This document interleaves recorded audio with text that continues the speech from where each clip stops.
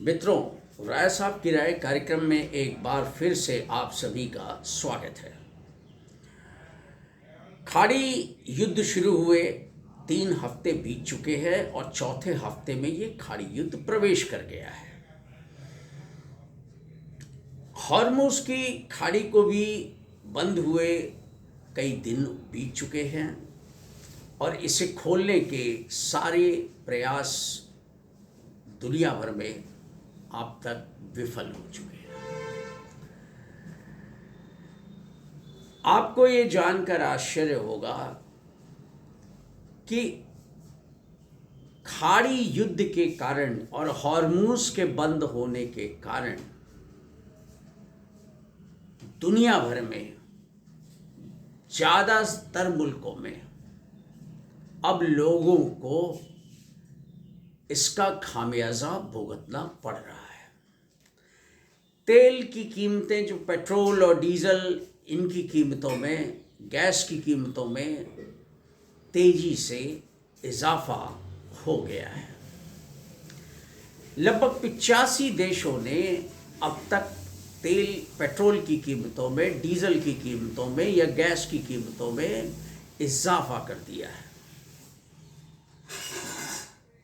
अब कुछ और देशों की बारी है जो जल्दी ही पेट्रोल और गैस की कीमतों में इजाफा कर सकते हैं।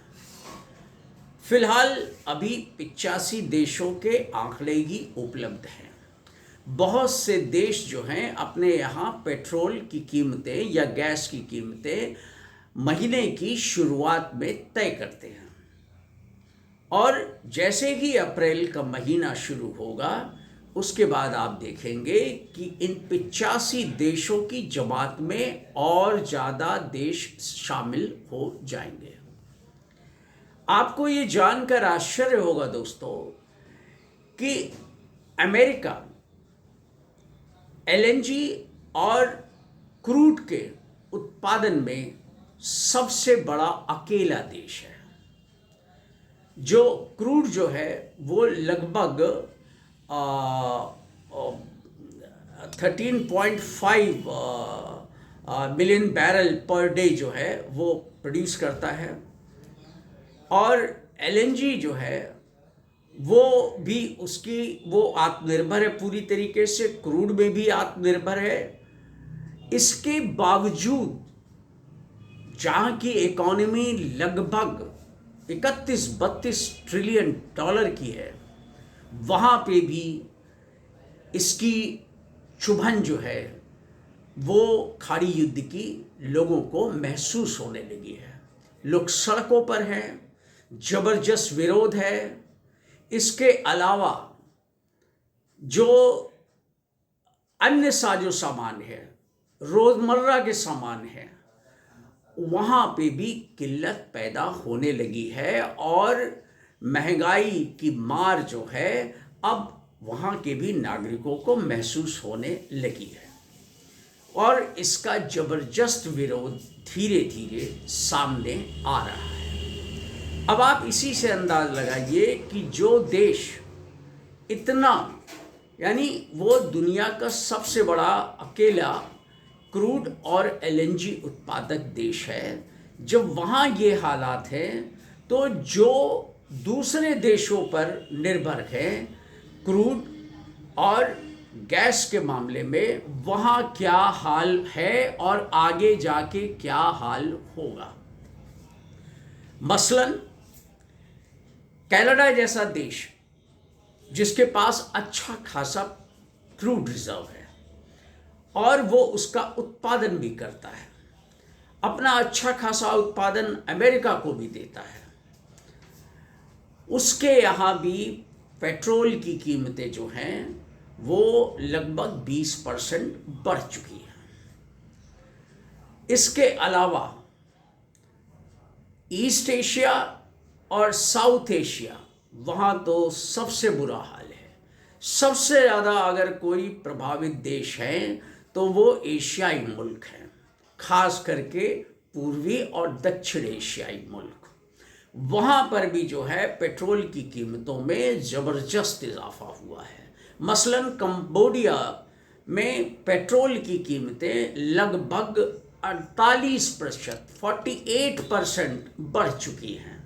यही हाल Vietnam, South Korea, Thailand, Burma और दूसरे मुल्कों में है। इसके अलावा बहुत से यूरोपीय देश हैं जहां की तेल की कीमतों में अच्छा खासा इजाफा हुआ है। अब सवाल ये है कि ये खाड़ी युद्ध कब रुकेगा? इसके रुकने के फिलहाल कोई आसार नजर नहीं आ रहे हैं।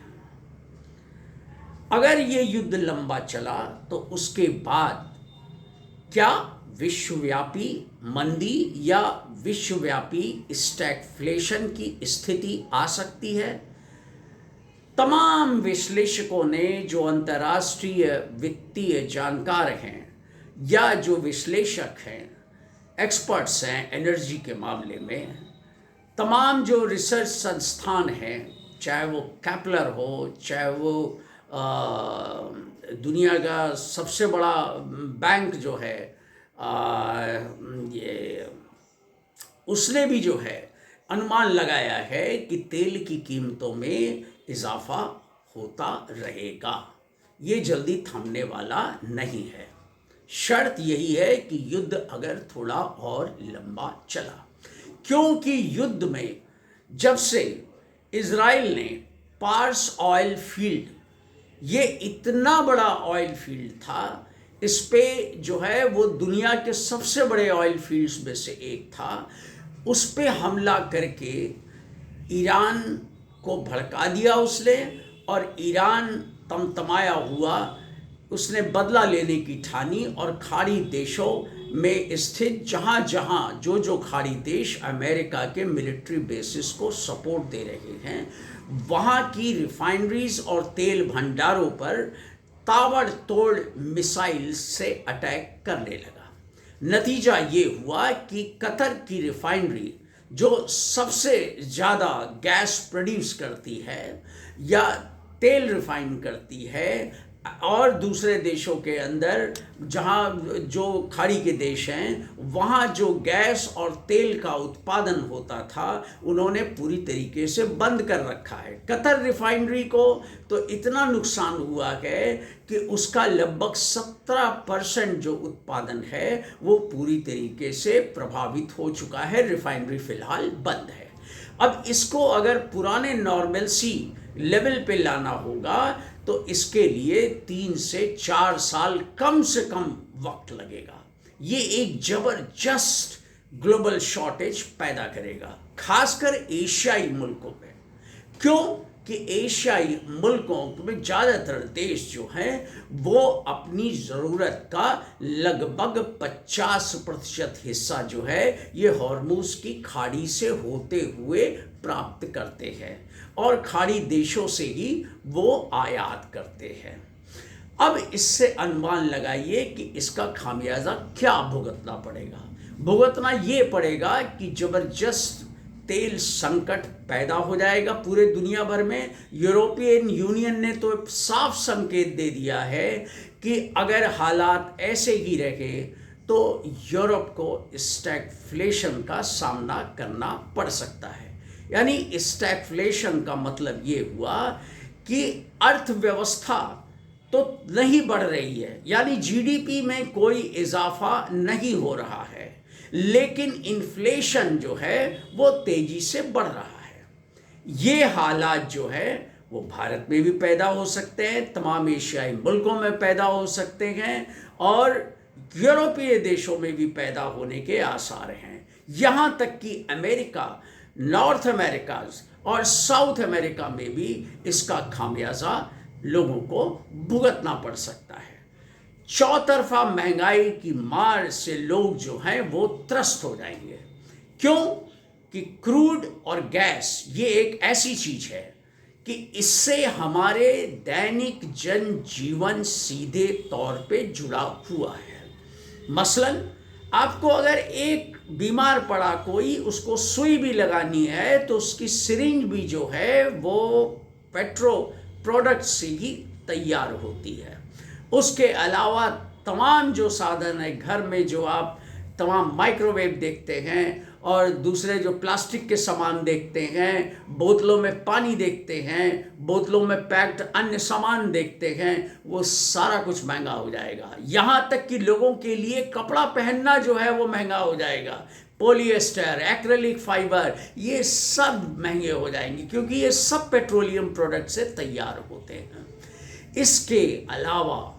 इसके अलावा तमाम किस्म के जो डेरिवेटिव्स हैं, पेट्रो डेरिवेटिव्स, उनका कॉस्मेटिक्स में इस्तेमाल होता है। यानी अब फैशन, जो फैशन पसंद लोग हैं, चाहे आदमी हो चाहे औरतें हों, उनके लिए भी फैशन से जुड़ी सामग्री, सौंदर्य प्रसाधन की सामग्री जो है वो जल्दी ही महंगी आपको दिखाई देगी। इसके अलावा टायर, इसके अलावा और दूसरे जहाँ जहाँ हाइड्रोकार्बन्स का इस्तेमाल प्रोडक्ट्स बनाने में होता है, वो दूसरी चीज़, सबसे बड़ा जो संकट आने वाला है वो खाने का सामान, अनाज, ये भी महंगाई आपके लिए बहुत ज़्यादा परेशान कर सकती है। क्यों कि इन अनाजों की, फलों की, सब्जियों की कीमतों में काफ़ी ज़्यादा इजाफा होने का भय सबको सताने लगा है।